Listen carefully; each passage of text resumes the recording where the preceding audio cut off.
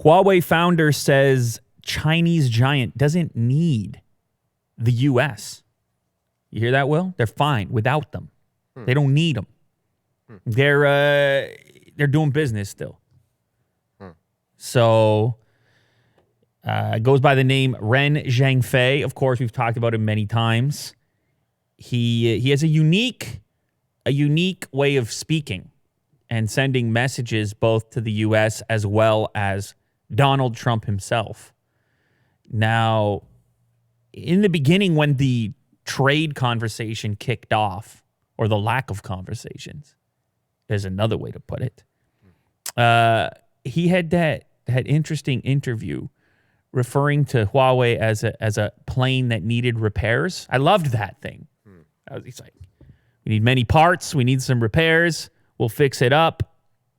But he's kind of changed his tune a little bit as time has progressed. Well, I'll get to the next story is a little different from this one, actually, which illustrates the contradictory nature of the way in which this communication takes place. But the Chinese telecom giant hasn't yet received any expressions of interest from U.S. companies to buy the intellectual property underpinning its 5G technology. This story via the Wall Street Journal. So apparently there was a pitch to license the 5G tech so that it could be manufactured elsewhere. Maybe that would alleviate some of the skepticism around utilizing Huawei technologies. You know, most of the apprehensions centered on security, national security. Who gets to build the networks? Whose technology is in place here? Who built the hardware? More importantly, and is that hardware secure and reliable, or is there back doors? Oh yeah. Nobody likes a back door. Yep. Well, they can be useful if you have one. I mean, in our building, we have to have a Yes, back door. fire code. Yeah, it's fire. All that stuff. Yeah, code. Maybe that's all they were doing. Well, those were just emergency back doors in the hardware, in the tech hardware. We'll never use them. Just have them there. In case there's a fire. You see that? Yeah. Did we just land on something there? In case there's a global fire. You see what I'm doing? Conspiracy theory here. No, that's not what I'm saying. I don't know, obviously. Anyhow, he says now we can survive very well without the U.S. In fact, he says, why is everybody talking to us about the trade war? We were never doing business in the U.S., which is true. They weren't selling here. But, of course, that's kind of an oversimplification because they were buying from U.S. companies and then they were prohibited from doing so, or at least it became more complicated. So they do interact with the U.S., even if you can't buy Huawei devices in the U.S. But nonetheless, he says people are focusing too much on us because we're doing fine elsewhere in the world. In fact, they had projected a major fall off in business in the coming period post trade situation, mostly around the inability to continue using Google software in the full-fledged way with the Play Store in markets where that's very important. Now, maybe we haven't seen the full extent of that yet as far as the negative impact is concerned. I mean, it just started with the Mate 30 Pro. It takes time, right? It takes time. There was stuff still on the shelf that could be compelling to people in Google-centric markets. But nonetheless, they kept booming. They kept booming, Will. In fact, some numbers were up for them.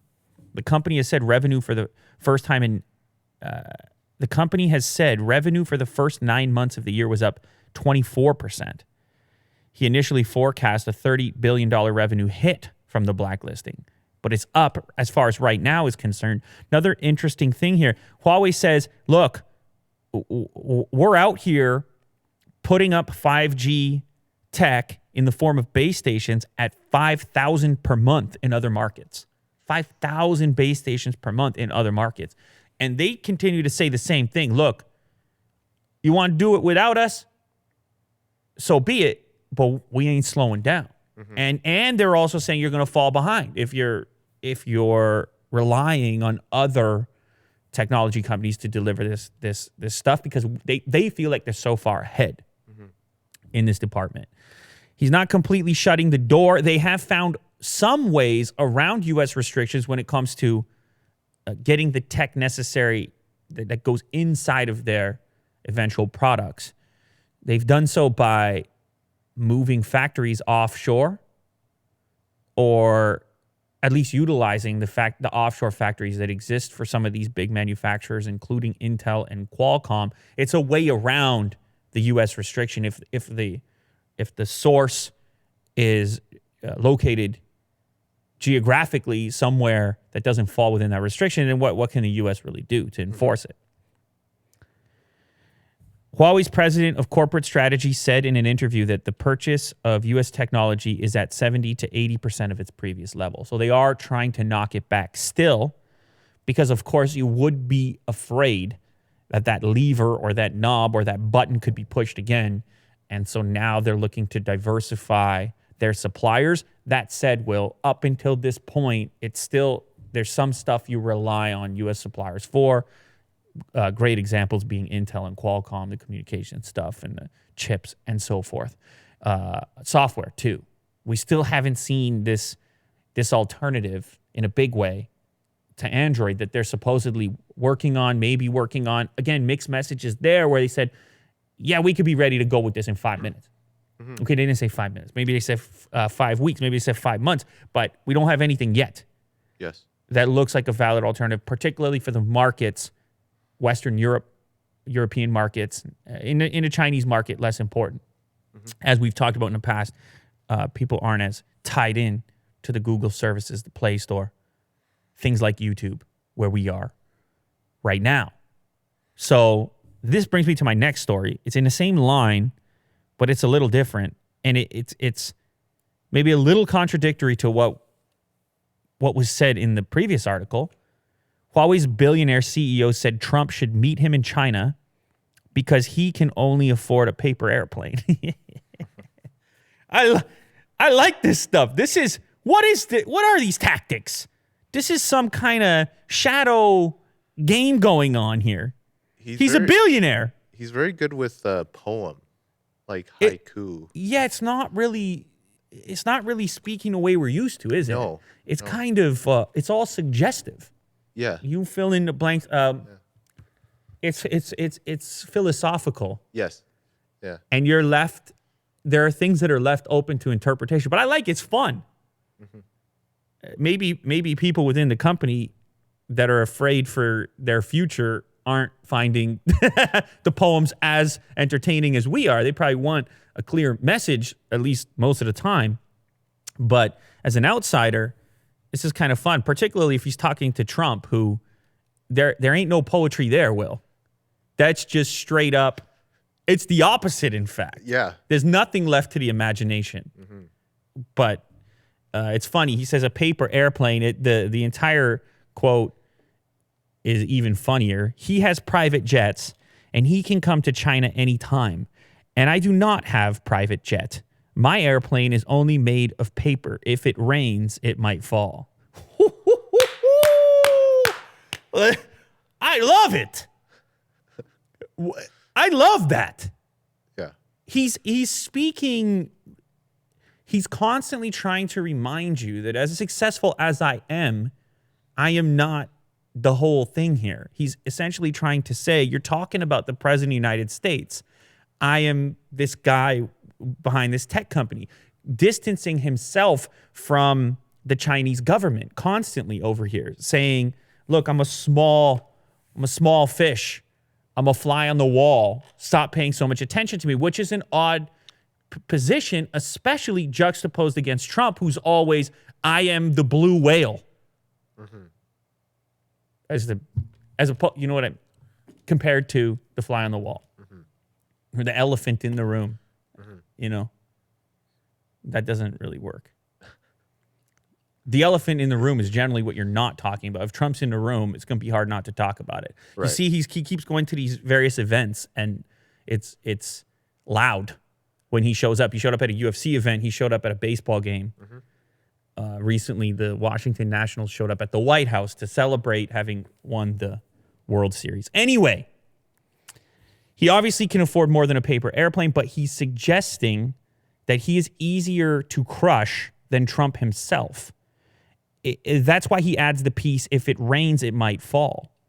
In other words, the projectiles being fired his way could obliterate his company, in his opinion. He's speaking very free market, which a lot of the skepticism is that Huawei isn't so free market, but instead too intertwined. So it's great, it's beautiful, it's fun. I like this. Now, of course, I'm speculating as well, but I have the words here to go on. I don't have a channel of communication with Trump. I don't have his mobile phone number. When asked if he would speak to Trump, he says, yes, I certainly would. Now, that's a change as well. That's a contradiction from what he said in the past. He said in the past, if he calls, I won't pick up the phone. Remember that quote? Yes.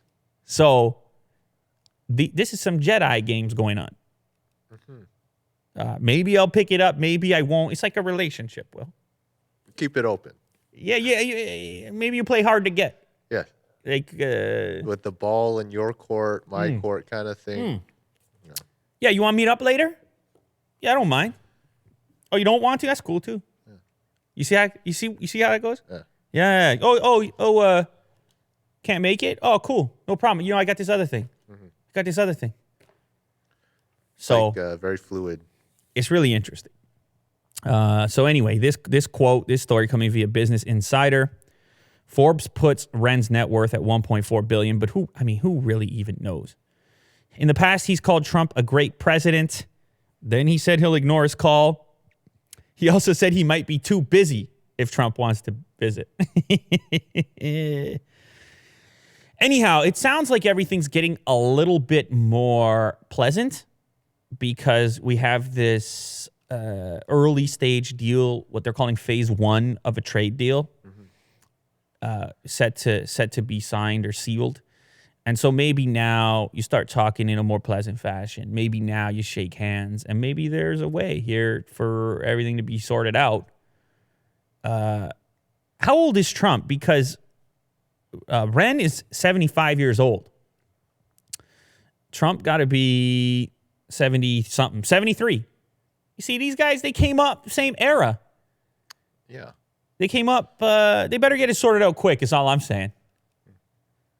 If they're going to sort it out, or maybe not. Maybe don't even bother. Maybe just leave it where it is. We'll see what happens. But nonetheless, the battle for 5G communications, it all hedges on Ren Zhengfei's paper airplane. Sort of. I mean, it does to a certain extent. Yeah. And Donald Trump's private jet. Isn't that wild? Moving on to Apple.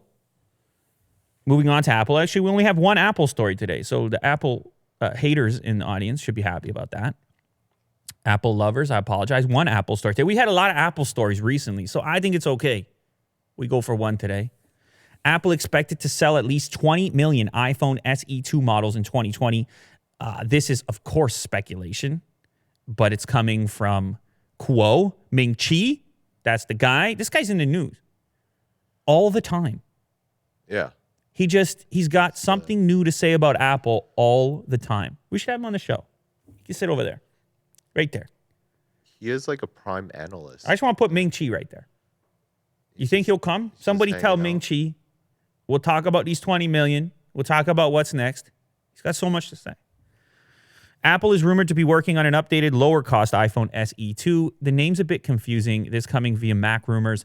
It's not going to look like an SE at all. Apparently, the form factor, it's going to be like the iPhone 8, which I guess Apple is still selling. I was skeptical of this strategy since Apple started it. This idea of just keeping the old model around as the budget model. Naming and marketing is so important. Big fan of what they did this year, just calling the budget version the 11. And then the other ones are extra. Because the 10R and keeping the old models around with the old names as the budget models, it makes you feel like a second-class citizen. You go out and buy that thing. It does, yeah. So even SE2 sounds better to me than iPhone 8. 8, we're on 11 right now. SE, oh, it's special. I'm special edition. That's good enough for me. I like that, and so forth. And the SE, when it first came out, it had its own kind of fandom around a similar thing. If they had just left it as iPhone, 5 or whatever it was based on, It just has less of, and it's just a name. Costs you nothing. Sit there in the boardroom. You book the boardroom, don't you? It's a big problem in companies, large corporations. How do you book the boardroom? You see that, Will? Anyhow, you sit in the boardroom. You just take an afternoon. You drink a couple coffees. All of a sudden, SE2. We just change the name on the 8, update the internals, and we sell it for $399. And guess what? Guess how many you sell? Probably a boatload. Yeah. So it's not the product; it's actually the name that. No, I'm just saying. It will be a new product on the inside as well. I'm just saying, let's not downplay the importance of how a product is pitched to you. It's the entire marketing component, which it starts with a product, then goes to a name, then you have a campaign. Just decide how you want to communicate something. And the way it was being communicated in the past, just keeping the old one around in the store. And yes, people were buying it because their budget allowed for it. Let them feel like they're getting something current as well, because it's not really going to require that much extra from you to just change the name, maybe a couple extra colors, whatever it is, to make it a little bit fresh for that group that's interested in that product. I think it's a good move, and that's exactly what they're doing here. He believes they're going to ship at least 20 million units, maybe even 30 million units, not an insignificant number. He also says it will use a 10-layer substrate-like PCB for its motherboard, which will benefit various iPhone suppliers. So Tim Cook, always worried about the supply chain guy. That's what they say, at least. Mm-hmm. So finding efficiencies in that department as well. The rest of it, a lot like the old generation iPhone, 4.7-inch display, single lens rear camera. This is the interesting part, a Touch ID fingerprint sensor. So keep that kicking around, because some people, Trump included, actually, getting back to Trump, he likes the button better. Remember that tweet? Oh, yeah. He said, he tweeted at Tim, he subtweeted Tim without tagging him. And he said, hey, Tim.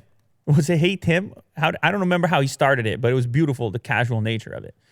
Tim, the button was better than the swipe. Bye. Caps. To Tim. The button on the iPhone was far better than the swipe. Exclamation point. He hasn't tagged Tim, though. No. To Tim. Everybody's got to know who Tim is. That had 141,000 hearts on Twitter, by the way, that tweet. That's wild. Anyway, at $399, it will replace the iPhone 8, which Apple currently sells for $449. And you still see those out in public. You still see that form factor out there. Some people are happy with it, Will. And at $399, you know it's interesting. Because as I've said, and I'll continue to say, price is the feature. In 2019 in smartphones, price is the feature, and then everything else comes beneath it. It's so competitive in the marketplace right now. We were talking about electric cars earlier. We've talked a few times about the upcoming truck, the Tesla truck, and we have some news about it, actually. We've seen some pretty wild renders at this point. A lot of people skeptical, some very excited. Of course, Elon, when he first was discussing it, showed off that little teaser at one point, said this is going to be ambitious, futuristic, and hopefully not look like what Will's showing us right now. Some of the renders are obviously having a bit of a laugh, bit of a joke. He says it's the most exciting product he's ever worked on, as you would say if you were the CEO of a company putting out products as rapidly as they are, particularly in automotive. His brother as well put out a tweet, which I thought was interesting. I am most excited for the Cybertruck than any Tesla product since the Model S. It's going to blow your mind. Triple emoji. I think the grammar's a bit off there because it was hard to read. I am most excited for the Cybertruck than. I am more excited for the... That's why I read it. Like, it should say more. Anyway, Kimball Musk, he's a busy guy as well. He's got the cowboy hat. His brother's Elon. How can he not be busy? His brother's got him busy. Yeah. He's farming and doing food, and he's got a whole different thing going on, as far as I know. Anyhow, he is tweeting in response to the initial tweet from Elon, putting a date on the release of the new Cybertruck. So we have news about this cyberpunk truck or Cybertruck, I guess it's called now. That's what Elon just calls it. Here's the tweet. Cybertruck unveil on November 21st in LA near SpaceX rocket factory. Now, the speculation has begun that possibly that's a strategic move and maybe the truck rolls out pulling a rocket or something, towing a rocket. Very cool. But then again, people said the big rocket is elsewhere. It's not. It's like in Texas or something. I don't know where it is. But maybe they just get a small little makeshift small rocket, and it's in maybe a tiny rocket's in the bed of the pickup. That'd be cool. Or just towing it. That'd be fine as well. Or maybe there's none of that. Maybe it's just you got access to SpaceX and you're in LA and there's a lot of people there anyway. So maybe that's all you do. I'm excited for it. You know, I have a truck. Well, I like trucks. There's no real electric trucks that are out right now. There's some exciting stuff happening. We've seen some models, prototypes, and things like this. But this one, it just sounds like it's going to blow our minds. Everyone's telling us it's going to blow our minds. Maybe it's going to blow our minds. What if it looked like this, though? No, it ain't going to look like that. No, would you get it, though? If it looks like that, Kirk's the first one in line. I think most people agree it's going to look more like the thing next to that. So the reason people freaked out on the renders is because of the original leak. And it just showed that front weird line. And then people had to imagine what it might look like. And then also on top of that, we know that Elon and Tesla, they've been really into this idea of as much glass as possible with the windshield to give that open air feel. So what is the truck equivalent of that gigantic windshield? And I think that's why the renders started to look the way they do. Of course, he added the cyberpunk word and Blade Runner and all the rest of it, the stuff that gets me juiced up. And so now we're here. But who cares at this point? November 21st is not that far away, Will. We don't even need to do this render stuff anymore. We just sit and wait now for the event. It's going to be very exciting. November 21st. I don't think I can go to that, but who knows? Maybe we'll do a live. Maybe we'll do a broadcast when the event happens. Should ask Elon to send him over here. Yeah, just bring it over here. You got more than one, don't you? Bring the whole event over here. Quick road trip. Bring it in the back of the Tesla Semi. And just roll past. Yeah. We got a garage door, just with the rocket. Beautiful. Too. No, that would be too much special treatment. But anyhow, I'm excited nonetheless. He says it's his personal favorite, but he's saying great things about it. One thing I will say, Will, when you come out and make you put these words out there prior to your event, you're setting the expectation real high. And it's a lot to live up to, but if anyone can do it, he can do it. The other interesting point, starting price $49,000 supposedly. How? How? Tell me how, Will. Yeah, it's very affordable. I think a lot of people will get it. Yeah, Musk said Tesla is looking to ensure that the Cybertruck will be attainable for customers. His quote, "You should be able to buy a really great truck for $49,000 or less," he said. I don't know. I'm gonna be amazed if they can hit that. Wait, 49 is the top? It's not starting price?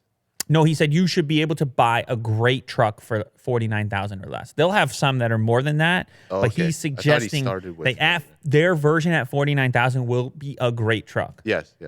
Yeah. You follow all that, Will? Try it.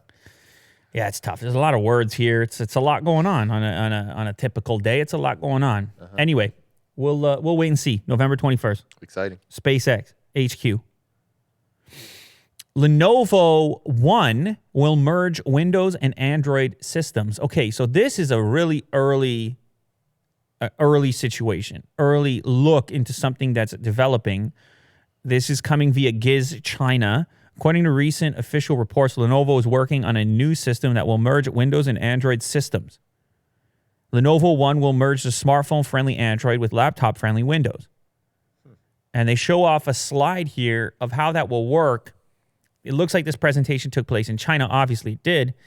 And if you look at the slide that was showcased at the event, you'll see one of Lenovo's laptops, which says Lenovo One on the screen. And then you see a smartphone to the right of it. And then you see a Bluetooth logo in between the two. Lenovo One refers to appears to be a new system for smartphones in the 5G era. So for some reason, they've also illustrated, it's been important to signify that the smartphone is 5G capable. So it wasn't actually part of a presentation. It was a Weibo post by the looks of it. And the caption, Windows and Android will merge into one. Now, there's a lot of speculation taking place exactly how this will happen. It seems to be it will be some sort of mobile screen projection that possibly you'll have enough bandwidth, maybe even beyond something like Apple AirDrop or Huawei Share, that you would have enough bandwidth to potentially just have your smartphone experience on your laptop and maybe vice versa, cross-device connectivity. One button fast transmission for file transfers and other functions. So this is maybe in line with some of the stuff Samsung was thinking about with DeX, that your phone and your laptop kind of are the same thing or increasingly becoming similar. According to the officially released screenshots, Lenovo One supports Bluetooth quick links, and the computer reversely controls the mobile phone to transfer files at a high speed. The screenshot features a Z6 Pro 5G, that's a Lenovo smartphone, and the ThinkPad X1 Carbon. So again, very speculative at this point, but it got me thinking about how these devices interact and what the operating system of the future looks like. Increasingly, we're doing more on our smartphones. It's funny to me, I'm using Windows laptops recently, and I do almost everything I do in the Chrome browser, to be honest. It's kind of funny, in fact, how much of what I do gets done in the Chrome browser. And then you start to think, what would an Android, is it Chrome OS? Is it something else? Can it be a hybrid? Can you have a Windows Android hybrid? We had Microsoft, of course, put out their new products, including give us a look at their upcoming products, the Duo and Neo, which is some completely different version of Windows, trying to be that hybrid as well. Of course, for Lenovo, it makes the most sense to merge the two because they already have devices with Android on them and Windows on them, if they can find a way to do that. But it gets you thinking about that futuristic operating system and what it looks like, and how much it's tuned to mobile and how much it's tuned to the traditional OSs that exist. Or maybe it's one device for both. Maybe you see a futuristic laptop, which is kind of just a shell. It's the hardware, but really this is the brain without a physical dock because of the throughput available now through these new technologies. Imagine your phone goes with you everywhere you go anyways. Yep. So imagine these things can be incredibly thin and light if they're just battery, really. A giant battery to potentially charge a device, a keyboard and a display, and a lot less hardware. And they function as an external monitor. And the horsepower is on the phone as much as possible. I mean, it has existed in a few different ways, but is it the future? I don't know. We'll have to see. But nonetheless, it appears Lenovo is one of the companies working on something like that. Microsoft, you mentioned, also. Speaking of laptops, I saw this article on cultofmac.com, and it caught my attention because of the headline. I mean, it's an unusual headline for a Mac-specific site, particularly a Mac fan site, basically. It's for Mac fans, Cult of Mac. I mean, it says cult in the headline, in the title of the Cult of Mac. They're admitting. Yes. Have I gone too far in the title there? Well, maybe, possibly, probably, usually. It's memorable. The MacBook is a disaster. Can Apple fix it? The headline is the MacBook is a disaster. That's pretty bold. I didn't even go that far. And I'm not Cult of Mac. I just said, hey, the keyboard's a problem. Otherwise, I kind of like it. But this guy goes into even more depth as to why he considers the current Mac to be a disaster.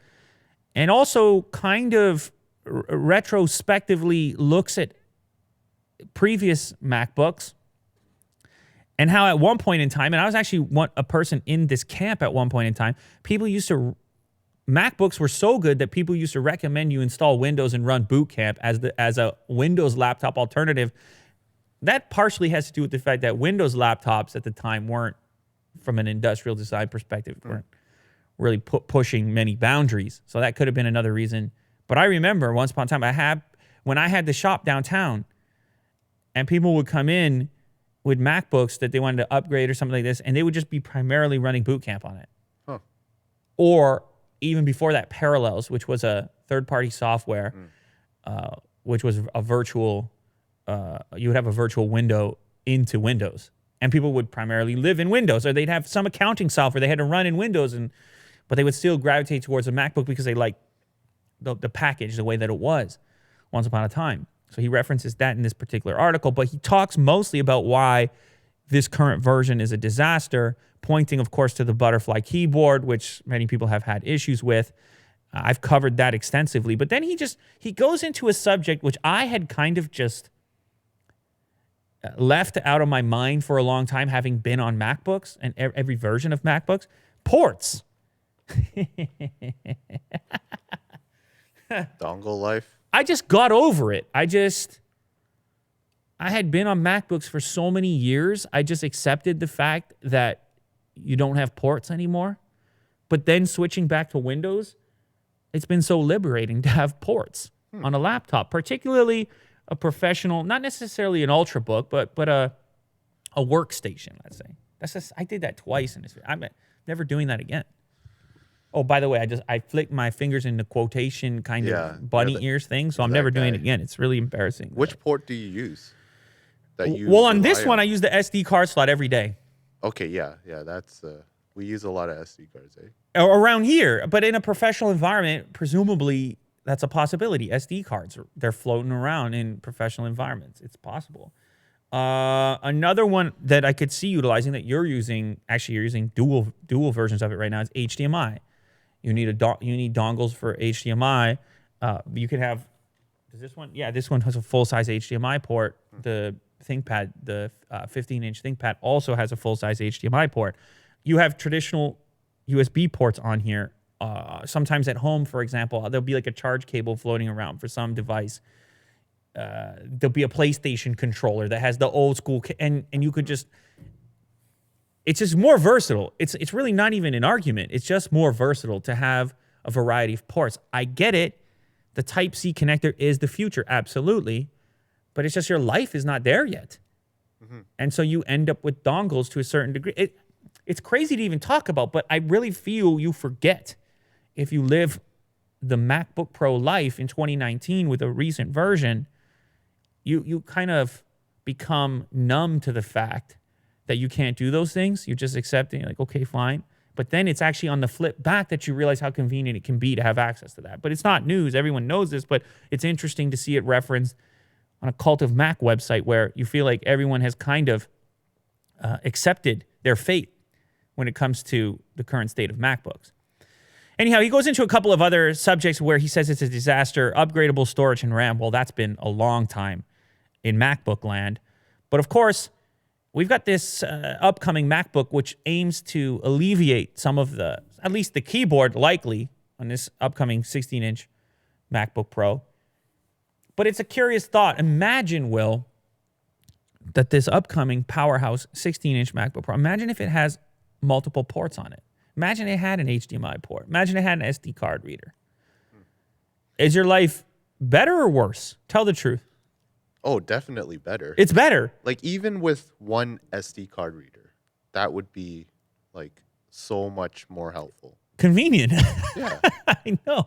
I know, but you're not going to get it. I highly doubt it'll happen. Obviously, articles like this exist, but for whatever reason, they want a very clean thing going on. And ports don't look that way. I look at the side of this laptop. Yeah, it's all these weirdly shaped things. I mean, I'm not saying I feel that way. I'll take the convenience. Yeah, it doesn't bother me at all. I know, but I just feel like they're not going to do it.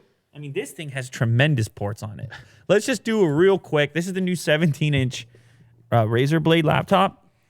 It's got a full-size Ethernet jack. It's got 2 traditional USB ports on this side, as well as a Type-C connector, which is Thunderbolt 3 capable. It's then got a headphone jack. Over on the other side here, we have a full-size HDMI port, another traditional USB port, then a Type-C connector again, Thunderbolt 3, and a full-size SD card reader.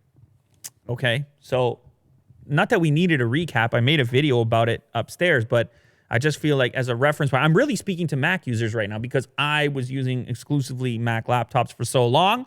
The feeling is incredible when you just pop an SD card in. Yes. It had tremendous number of ports on it. It was the SX13 something or other. This is a Fujitsu laptop we featured recently. Oh no, that was the Vaio too. We looked at two laptops in a short period of time. Two Japanese laptops in a short period of time. It was the Vaio SX, and it was also a Fujitsu laptop, which we featured on Unbox Therapy, which if you're looking for a thin and light laptop with a tremendous number of ports to liberate your port anxiety, liberate yourself, they exist too if you want a thin and light. But it is a different package once you start cramming all those ports in there. And maybe this one takes it a bit too far. But there's some ports, like we mentioned, that just on a daily basis we're using. And so anyhow, we'll see what Apple does. Maybe we could start a petition. Let's do the 16-inch MacBook Pro. Let's do an SD card, and let's do an HDMI. And then everything else can be Thunderbolt 3. Mm-hmm. Cool? One USB-A? Okay, fine, deal. We're not getting an A. There's no chance we're getting an A. It's too chunky. Yep, it's too chunky and old-fashioned. We're not going to get that.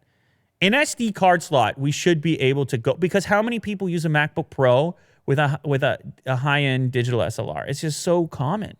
Or in a production environment that has SD cards sitting around. Anyway, nonetheless,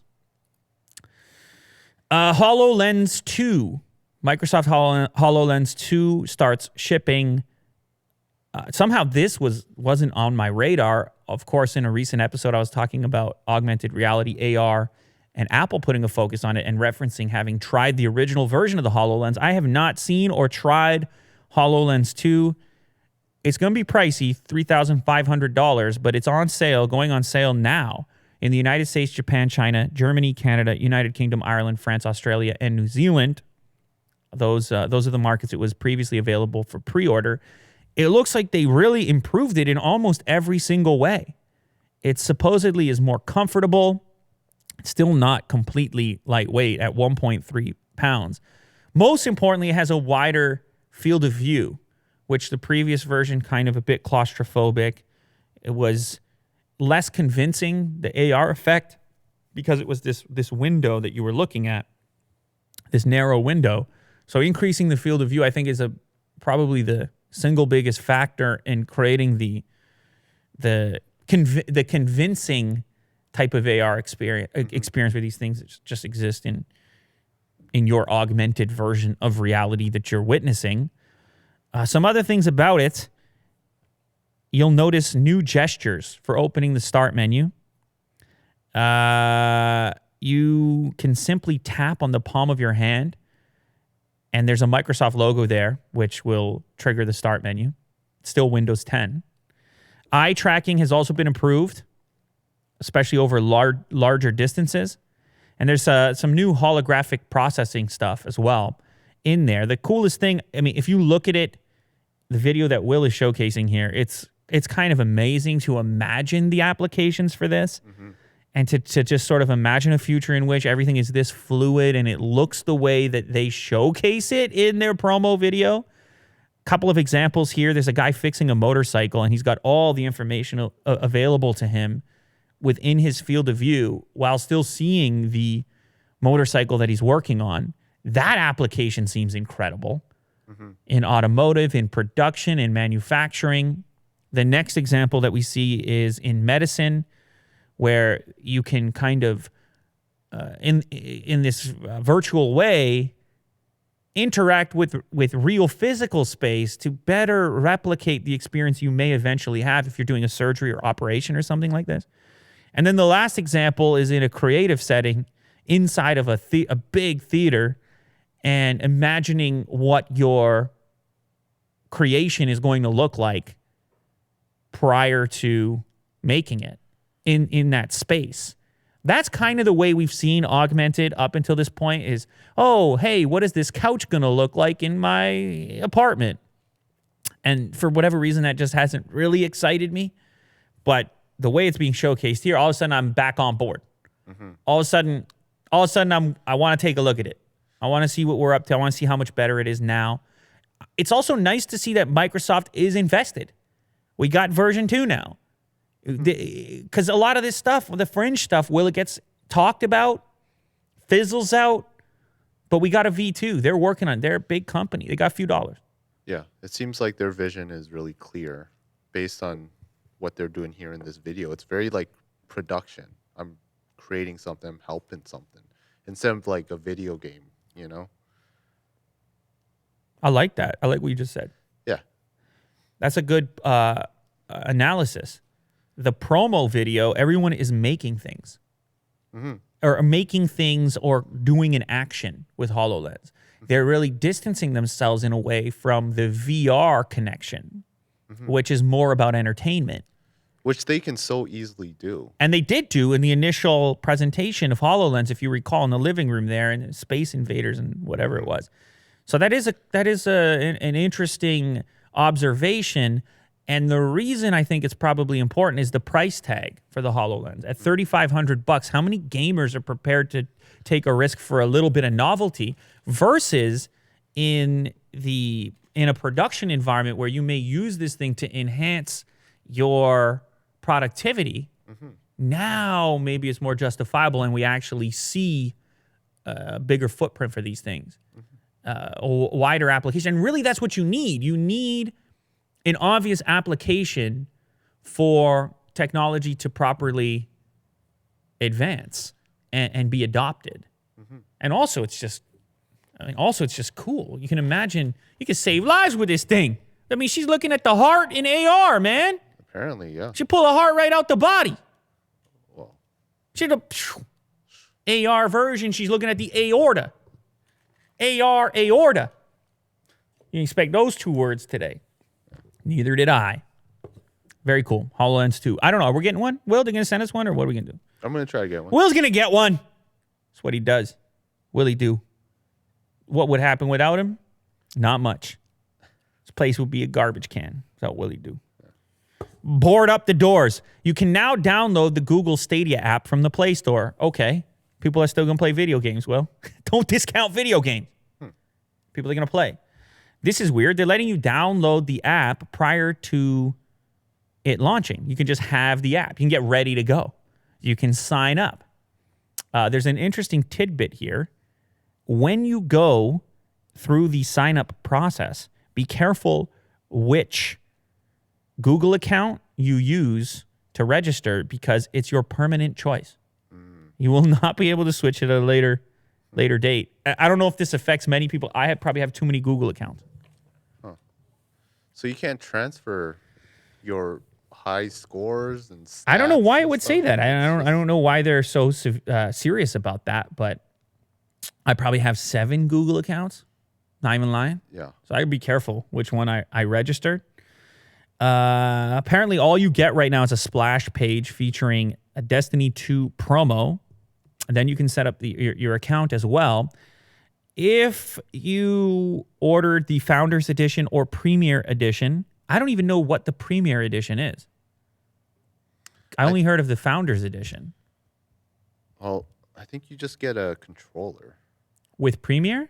Yes. And what do you think get the with Founders? You get the Chromecast. Oh, as okay, well. that makes sense.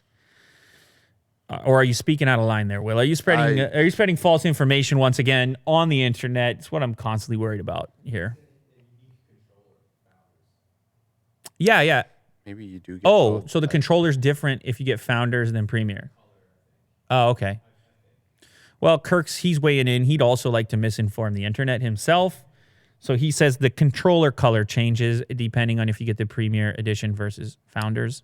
But Will can't confirm. He's just bouncing around the internet. No, you do get a Chromecast. He's just bouncing off the walls right now. What is the difference? Yeah, maybe it's a controller difference. Is the price different? Premier Edition $169 includes Chromecast Ultra and 3 months. And then and how about Founders? let's see here. Founders Edition. Was it cheaper? Did you get a deal? Oh, that was Canadian price too, by the way. This is so rude what you're doing right now, Will. You're throwing us all over the place. You're smacking us around. It's very rude. I think it might be sold out. Anyway, Founders. nonetheless, this is not incredibly important because the point I was trying to get at here is that you need the invite code from either of those to get any further past the initial setup process that currently exists on the app. So obviously those individuals are going to get access immediately, or not immediately, but on November 19th when Stadia becomes accessible. For Night Blue. Night Blue. All right. Kirk has rectified the situation. It is no longer misinformation. There is a Night Blue controller that comes with the Founders Edition.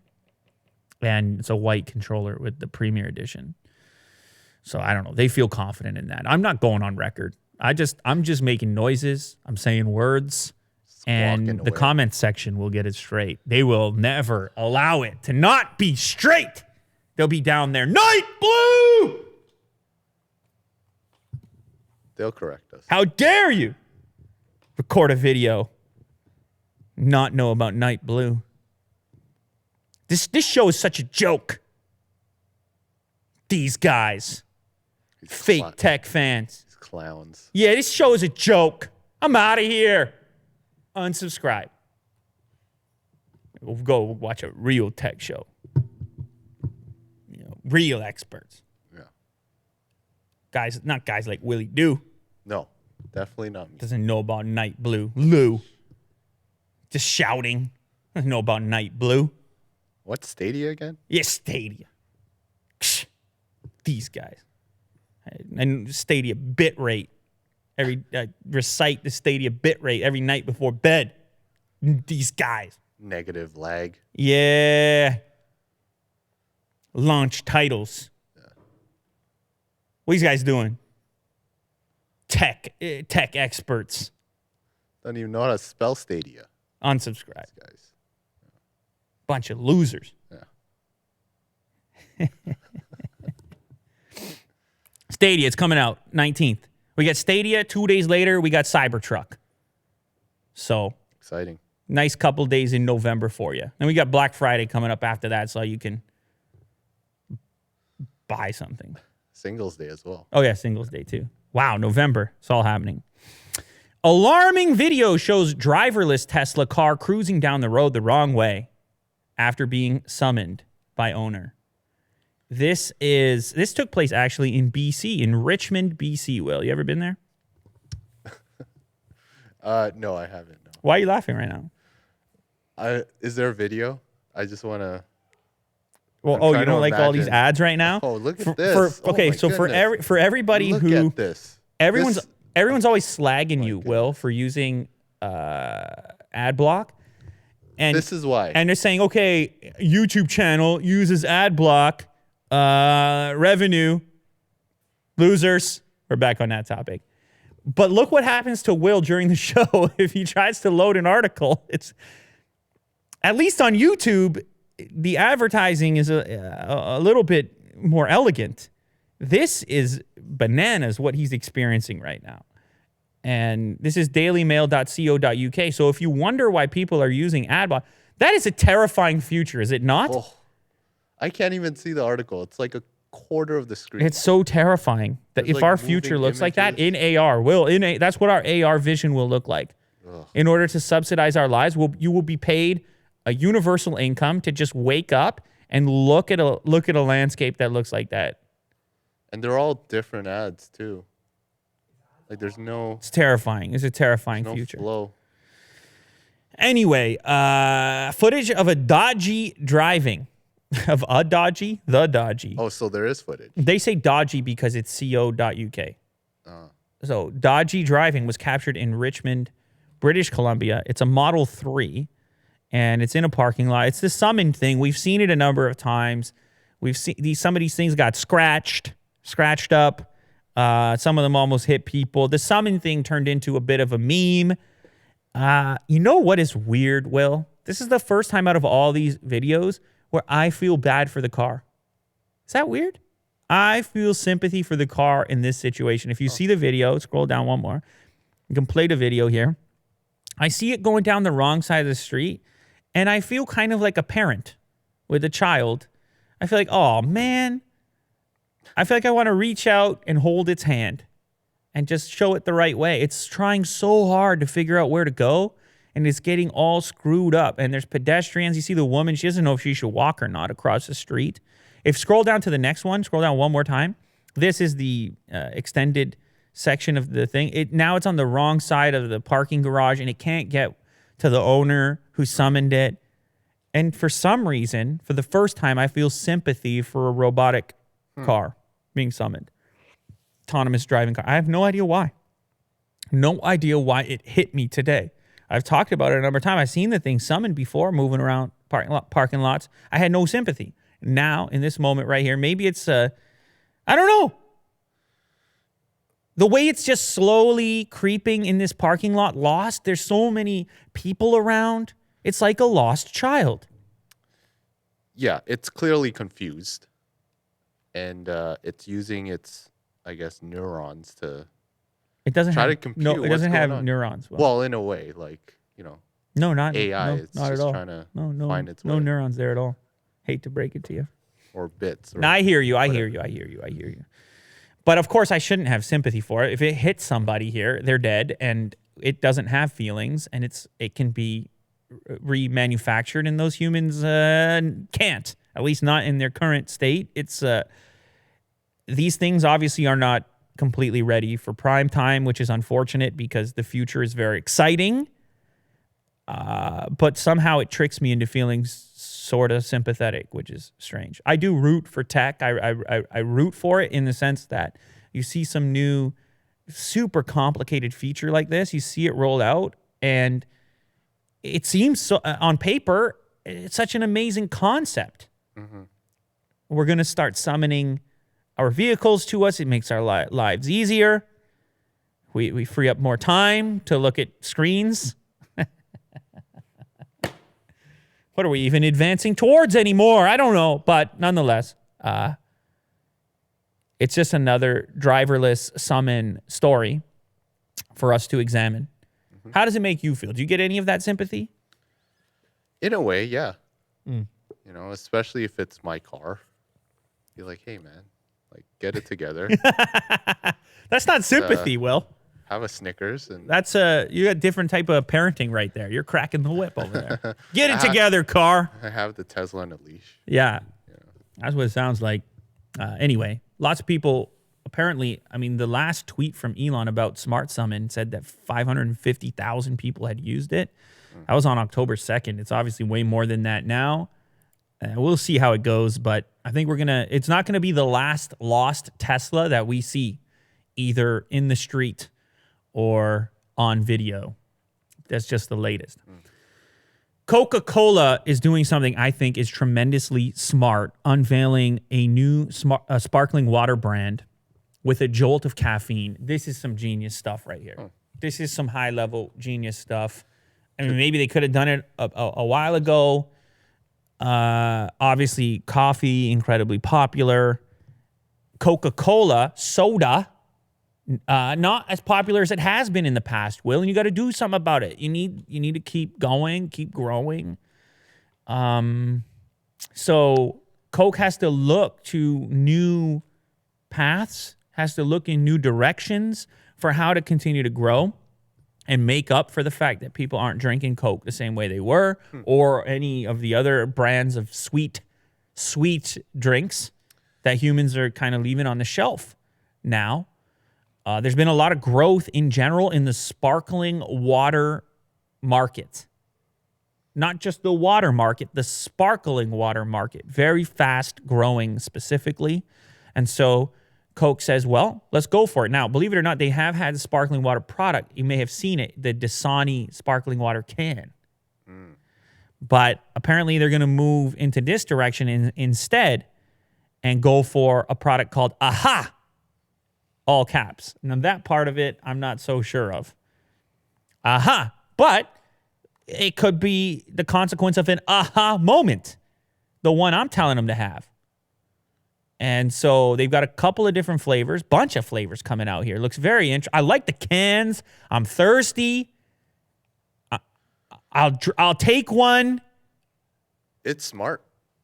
You're into it as well. keep you hydrated, but also give you energy. You're into it as well. You know, Like, you don't need the sugar, maybe. Get a No. tiny dose of caffeine, a little bit of flavor, and some bubbles to break up the day. Kirk's intrigued as well. Look at him. He's staring those things up and down. So Pepsi's in the game as well. They have their own brand called Bubbly, but this is more interesting to me because they throw a little caffeine in there. Now, to be clear, not every flavor they're going to put out is going to have the caffeine. So the kids can get involved as well if they choose. Only 2 flavors are going to have caffeine in them, and it's not going to be a tremendous amount of caffeine. It's going to give you a little boost. That's all there is to it. The 2 flavors which will have the caffeine, one of them is going to be what is that? It is black cherry plus coffee flavor. That'll have a little caffeine. And then there's another one, which is citrus plus green tea. That's right up your alley, Will. Citrus plus green tea, sparkling water beverage. It's not going to be overly sweet, as you know, with these sparkling water beverages. But you're just going to have a hint of green tea and citrus, and then a little bit of a boost. Are you lining up? You're gonna have this on the desk soon. Oh yeah. Yeah. I'm all in. Yeah, I'll so am I. invest. So, flavored sparkling water or seltzer has become a popular alternative for customers. In 2018, bottled sparkling water volume grew by 26% to 531 million gallons. It's growing at a faster clip than still water, which saw its volume increase only 4.2% in the same period. So 26% growth in the sparkling water. They're all coming after LaCroix, by the way. They kind of started the whole thing. Pepsi came into it. Coke is coming into it. They're going to have 8 flavors in total. Like I said, 6 of the 8. No caffeine boost. 2 of them will have it. They're focused.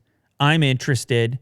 By the way, the sparkling water shipments for Coke jumped 27%, but the company's revenue declined 10%. It was still at $31.9 billion, by the way, but that goes to show you that customers are moving away from the sugary drinks, which isn't, I mean, that's probably a good thing. And it's probably better for, well, it's better for everyone, because if people are healthier, particularly here, then they're not in the hospital as much. They're not getting sick as often. It's better for everybody. And that was an interesting thought that I had. We were discussing the other day bottled drinks. Me and Kirk were discussing bottled drinks. And I was trying to figure out if, the plastic bottles, they're bad for the environment. But if people are looking for convenient beverages and the water's not available and the alternative is the sugary drink, what is the net? Do you see where I'm going here? The net difference. Because if people are choosing based on convenience, regardless, and if the bottled water wasn't there as a choice or the sparkling water, did they choose the sugary beverage instead based on these numbers here, and then therefore end up in the hospital, and the entire footprint, the outcome of that versus the alternative of making water as convenient as possible, even at that one particular expense? Hey, in some cases, sugary liquid is sometimes more expensive than water. I think you mean the other way around. Convenience stores. You mean the other way around, right? Yeah. Sorry, water is more expensive, right, than sugar. The sugary drink is incredibly convenient. So I had this experience at the hockey rink, the local hockey rink. They're trying to be water bottle free, but they still have the vending machines full of Coke. Yes. And then they have a water fountain, which you can fill your bottle with. So they say, we don't have to have water in the building because you can refill your bottle. But inevitably, someone doesn't have a bottle. Then they have to go to the machine, which is making the environmental statement against the thing. But you're in an athletic facility where people are playing hockey, and it's such a weird set of messages. We'll let you buy the Coke, but don't you dare drink a bottle of water. Yeah. Because of the environment. But then it's like, what goes into making the Coke, the container the Coke is in, the carbon footprint in the Coke, if people select for it. It's all it's the same thing of the sinking ship with the holes in the ship. You block the one. It's like the cartoon, and then the other one starts. Like I was saying at the time we were discussing it. It's like nothing. Everything has a reaction to it. Every decision, and it becomes vastly more complicated when you scale it across the globe.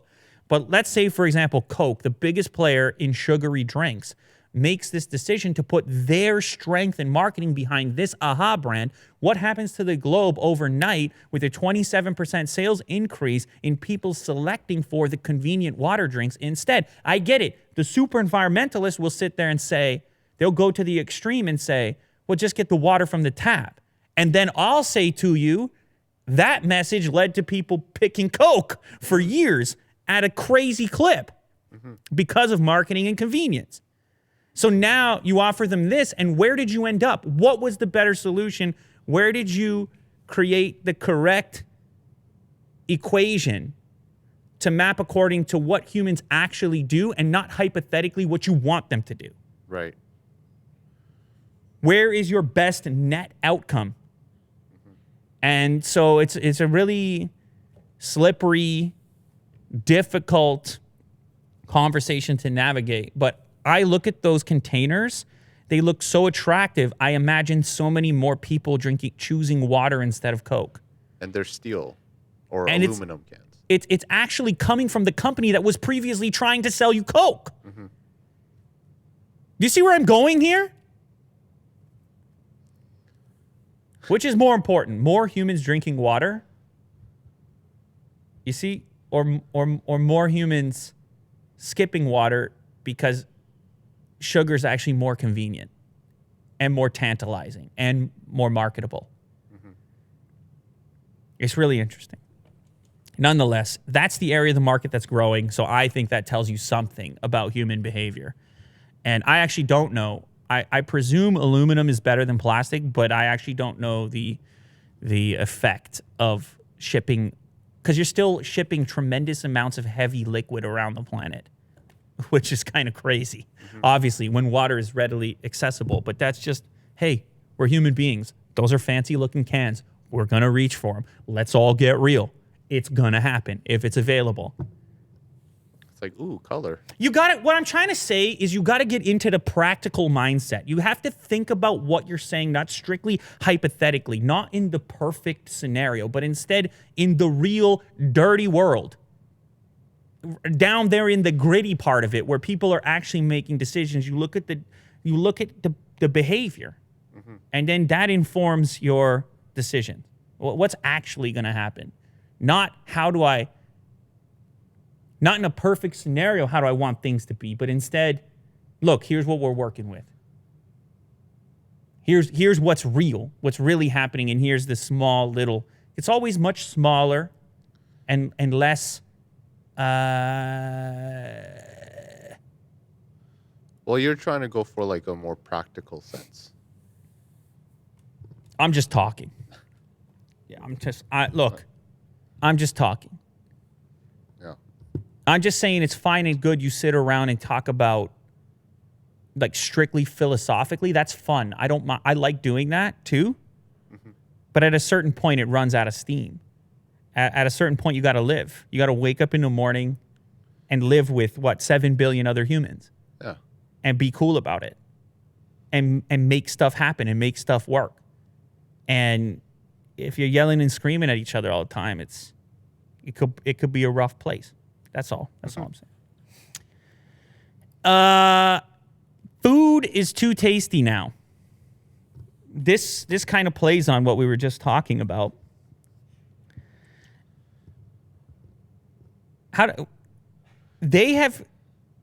This individual, they came up with a way, various scientists actually, at the University of Kansas, they published some research relating to obesity. They came up with this term hyperpalatability. This is the idea, via their research, that certain foods are just terrible for our brain chemistry. Certain combinations of foods, we don't have control over our reaction to them or our ability to manage consumption of them. Certain combinations, you know, when you're eating chips and you get that moment of, why am I reaching for more? I just don't even feel like them, but somehow you're almost on autopilot. You grab some next chips. Yeah, you just can't have one. Is that Lay's? Lay's slogan. Yeah. It's baked in. Well, fried. There are baked Lays as well. They're terrible, obviously, compared. So what they were trying to do via this study is put actual palatability scores on food and say to people who struggle with diet, say, just avoid this crazy hyper stuff. Go ahead and have dessert. Just where is it on the palatability score? Because then you can shut it down before you've taken it too far. The researchers found that combinations of certain foods of ingredients create hyper palatability, certain combinations of certain types of ingredients. Combinations of fat and sodium, hot dogs, bacon, combinations of fat and simple sugar, cake, ice cream, brownies, and combinations of carbohydrates and sodium, pretzels, popcorn. These are the most dangerous types of combinations, supposedly. And their findings showed that 62% of foods in the Department of Agriculture's Food and Nutrient Database met the definition of hyperpalatability, including 49% of items labeled as low, reduced, no sugar, fat, sodium, and or sugar. But I feel like I've actually experienced this where if maybe I have a healthy snack, Will, you know what I've been eating a lot lately is peas, like the snap peas. The snap peas. They're great. They're crunchy. It's a textural thing. They have a little bit of sweetness to them. Yeah. I sit there, I snack. It's a wonderful time. But I don't have that same, if you bust out the popcorn, which happens at my house from time to time, when are you done with the popcorn? When are you done with the popcorn?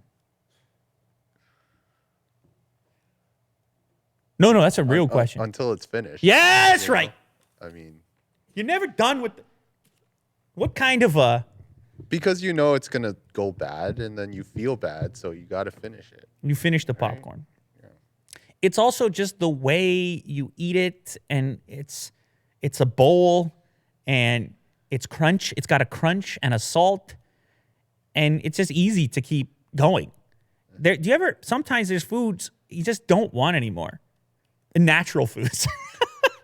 For real, try and eat an entire bowl of kale. You're tapping out. Raw onion. A bowl of raw broccoli, you tap out. It is not hyper palatable. You tap out before you're full. Mm-hmm. You're just chewing a lot.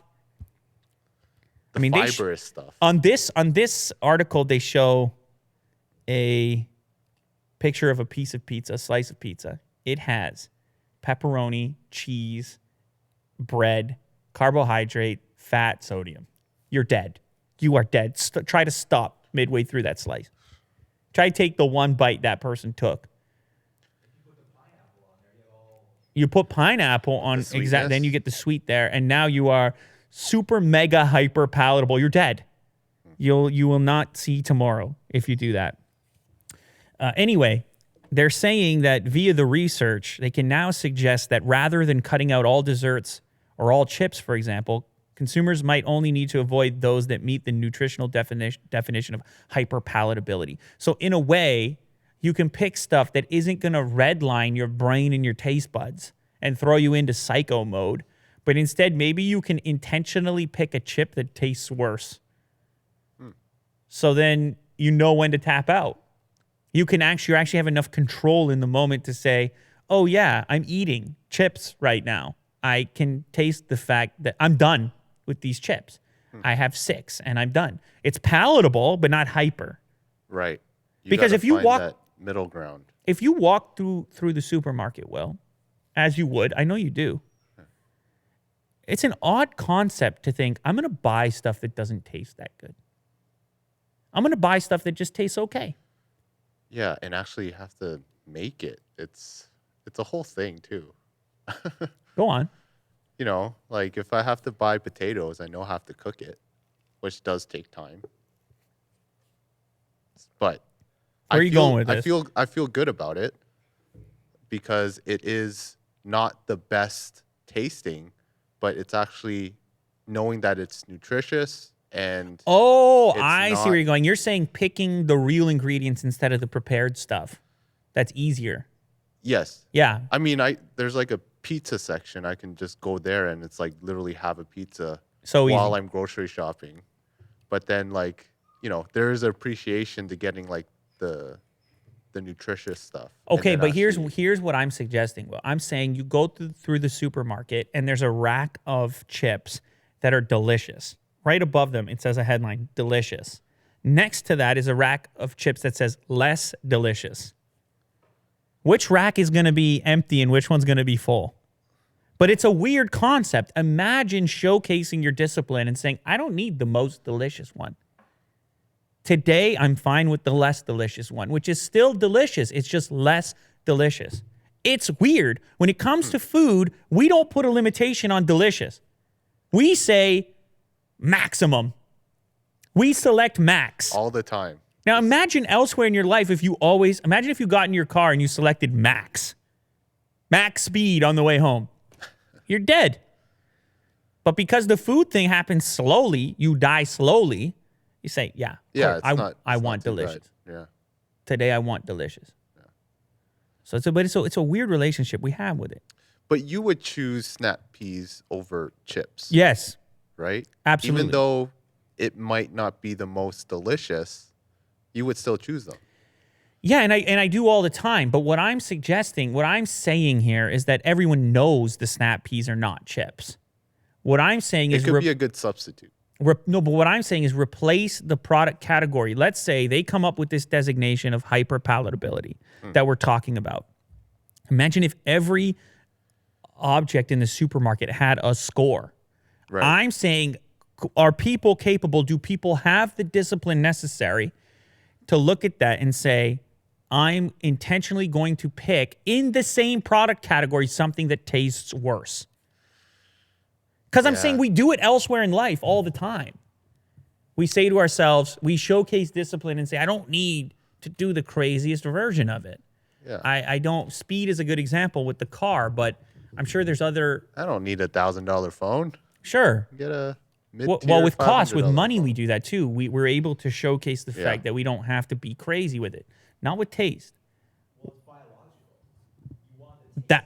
Yes, the tastiest stuff. Okay, so Kirk says it's biological, hence them finding that it does, it messes with our brain chemistry. This stuff, this combination of ingredients. Of course, that biology would have evolved during a period in which we would have only had access. We wouldn't have had access to some of these You didn't have pizza. No, but in our past, we would hoard, right? Yeah, but how much of it do you want to eat? Without the combinations we're talking about, you just tap out. You're just, I've had enough. Okay, I'm good. Like, your brain trigger is correct when you're dealing with real natural foods. Your brain works. It Yes. says, okay, you're done. But it doesn't work with popcorn and it doesn't work with chips. They're saying they found that in their study. So you need to know if you have the knowledge going into it to work with it, do you select those items at all? If you know they're wreaking havoc on your brain chemistry. I think it's subjective. There are times when, there's moderation, and then other times you kind of just go all out. That's why cheat day exists. Yeah, but what I'm suggesting is that the healthiest way to do it? The idea at all of subjecting your brain to this onslaught. Do we have a choice? I guess you could stay away from delicious things. That seems terrible. That sounds terrible. Yeah, it's. But imagine if everything in the supermarket had a score. It was a 96. Or if they came up with a way through this research to put a palatability score of how much it's going to destroy, like the potency of a drug. Like when you're shopping at the beer stores, 5% alcohol. Imagine if the food had a palatability rating. Yeah. Palatability rating. would the store be wiped out of the 10s and people would buy. It's bizarre. That a taste rating backed by science. I think people would feel guilty walking out with a cart full of 10s. The cashier be looking at you like, geez, what do you need in your life? Relax. Yeah. Get a couple 4s in there. Get a 3 in there. You got to be a 10 every time you take a bite? Relax. But you see, if you walk out with a tub of Ben & Jerry's, a bag of popcorn, and some Lay's, no one cares. They're like, all right, that's a night. You're having a night. You're having a time. That's all there is to it. Look, this could be a depressing concept because now you're saying you can quantify everything. Can't you just enjoy yourself? But that's human. As we've done that with almost everything else. Yes. So it's some interesting research. What they're also saying is that some people it affects more, and of course obesity is some kind of epidemic, diabetes and things like this, and maybe certain people's brain chemistry. It's not. They're picking these things and legit can't cut it off at the right point. Put it down, yeah. And that's an intense concept. People came in and they said what they said about vapes. People came in and they said what they said about cigarettes. Maybe in 100 years, people will look at that tub of ice cream the same way. I don't know. I'm just a guy. I'm just talking today. Today I'm just talking. Maybe people should get hypnotized or something. I heard that works. Willie Doo's also talking today. I'll tell you Quit what. Smoking kind of thing. All right, last one for me. New York woman in Bronx Zoo lion enclosure stunt went viral. I don't even know what to say about this one, man. She jumps in the lion enclosure. She's kind of taunting the lion. She puts it on her Instagram. And she also captions that she's not afraid of the police. If I walked in the lion den, do you think for 1 second I'm scared of a handcuff? I'm scared of a jail cell? What a way to spend an afternoon doing it for the Instagram post. So there's a video here, obviously. She was incredible. Is she going to get mauled? No, she doesn't get mauled. She survives. The lion is pretty chill this day. He probably just ate. So she stands next to it. Yeah, you can play the video. The lion stares her down. I think the lion is thinking what I'm thinking. What is this crazy person doing inside of my enclosure right now? Now, the thing is, the cops found her after the fact. They were able to track her down. They put out a post looking for tips, information. They had obviously an image of her and an account. So it was only a matter of time. And so she actually did get arrested for this particular stunt. And of course, this stunt is a problem for more than one reason, not just for the fact that it's incredibly dangerous for the individual, but also the Instagram post presumably gets a lot of attention. And then impressionable people who happen upon the content think they're going to go get that next hot post as well. And maybe do some sort of similar stunt themselves. So it's just obviously not a very responsible thing to get up to, I would say. Now, maybe this person is not super healthy. I'm not really sure. Maybe some people don't understand the potential that exists hopping into a lion's enclosure like this. If you've never seen it before, I don't even think you should go and seek it out, because when it does, when the lion or tiger actually attacks and you get a sense for that power, all of a sudden that's a lesson. You're going to learn some lessons. If the switch flipped, that lesson's going to be quick. That's going to be a quick lesson. Quicker than a high school classroom. Tell you what. Now, what's weird about this clip as well to me is the fact that the person shooting it, if you examine the clip, the beginning part of the clip, if you just Can you rewind on here? Not really. At the beginning part of the clip, you can see the fence to the enclosure as well as the sign talking about African lion. Am I crazy? Does that look too low? This enclosure? Because the person is standing the camera angle is way above that fence. And there's a shoulder of another person to the left. And all of a sudden, I'm questioning what's even going on at the Bronx Zoo. How easily this woman got in there, and then the height of the enclosure. Now, granted, I understand you want to catch a good glimpse. Maybe there's another wall there that I can't see. But she got in there, and the camera angle looks like this. So it's a lot of questions for me. Nonetheless, don't do it, children. Obviously, she's been caught now, arrested, 32 years old, a social media phenomenon. It's crazy. I don't really understand it. I can't really grasp it, but people will do what people do. And just when you think people won't do what people do, people go out and do what people do. So it's 2019. What a time to be alive. We got Coca-Cola. They're not even making Coca-Cola anymore. They're not even interested in Coca-Cola. They're not even trying to get you on the sugar anymore. Look at that. I want to keep you hydrated. That's a development. We're talking taste in 2019 as well in the supermarket. We also learned that Willie Doo likes to cook potatoes sometimes. And it's a big deal. It's a big commitment when he does. Takes half an afternoon. Yeah, it's a big commitment when Willie Doo does. Of course, the Huawei story to kick it all off. We'll see what happens with that. Paper airplane talk. iPhone SE2 going to sell a boatload in Willie Doo's words. Maybe Apple will fix the MacBook. Tesla is cuter than I originally thought when it's in summon mode, just searching for its owner like a lost child. 2019, Will.